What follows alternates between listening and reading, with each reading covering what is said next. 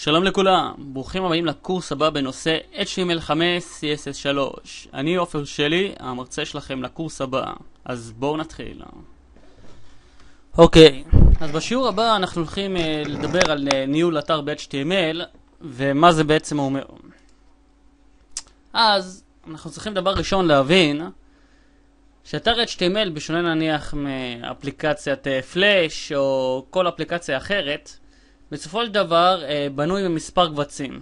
ואתם תראו, ככל שאתם תתחילו לפתח את האתר שלכם, אתם תגיעו לעשרות קבצים ואפילו מאות קבצים.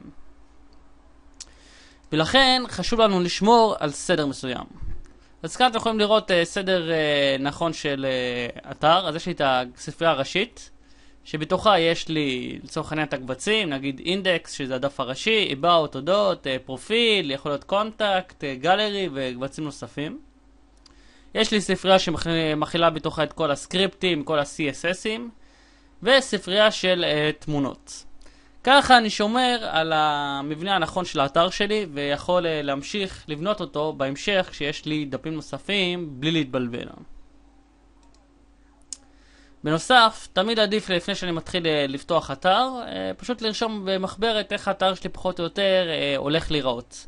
כמובן שזה יכול להשתנות בהמשך, אבל בתור התחלה אני יודע שנגיד אני צריך את האינדקס, את הדף הראשי, אני צריך about, אני צריך את הדף פרופייל, הפרופיל שלי, כל מיני דברים נוספים. אם זה אתר של תוכנות, אז אני יודע שיש לי כל מיני דברים שקשורים לתכנות, סקריפטים וכמובן תמונות שיש לי באתר.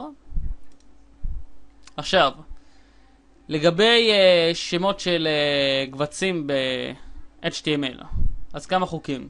דבר ראשון, לא משתמשים ברווחים בשמות של קובץ HTML. אם אתם רוצים לעשות רווח, פשוט תעשו סלש תחתון, זה שיפט מינוס. תנסו להשתמש בכמה שיותר שמות קצרים לשמות של הקבצים שלכם. והכוונה, אם נגיד יש לי תפריט של פיצה, אז אני לא אכתוב תפריט פיצה לקיץ בימי ראשון בלבד. עדיף לי לכתוב תפריטי פיצה, כמובן שעדיף שזה יהיה באנגלית, אז נגיד יהיה כתוב פיצה, אז מניוז, משהו כזה. אוקיי, אני לא ממש מתחיל לתאר עכשיו מה זה הקובץ הזה. כמובן, תימנעו מאותיות וסימנים מיוחדים, כמו דולרים, סימן שאלה, אחוזים וכו', אל תשתמשו בהם. ותשתמשו באותיות קטנות באנגלית, כמו שציינתי קודם, כמובן לא בעברית.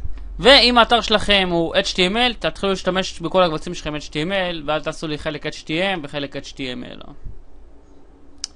זהו, ובואו נתחיל לראות איך אנחנו בעצם מנהלים את האתר שלנו דרך Dreamweaver.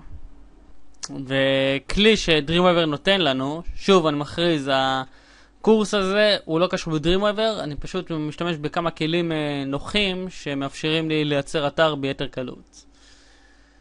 אז כדי לנהל אתר ב-Dreamweaver, וכמו שהזכרתי קודם בשיעור שלנו גם כן, מה שקורה, HTML בשונה נניח מפלאש או פוטושופ או כל מיני תוכנות אחרות, מכיל בתוכו מספר קבצים. כלומר, שיהיה לנו את האתר, כנראה יהיה בו עשרות קבצים אם לא מאות, ולכן כבר מההתחלה עלינו לדאוג לניהול נכון של האתר. אז איך אנחנו עושים את זה? אז בחלון הפתיחה של ה-Dreamweaver, תלחצו על Dreamweaver Site, תנו שם לאתר שלכם. אז נניח שנותן את השם של האתר שלי, של תאילנד טראבל אנג'ט. אני בוחר איפה הספרייה שבדיוק נמצאת. אז נגיד אני אשים אותה כאן, טוליגרימס, נקרא לה תאילנד.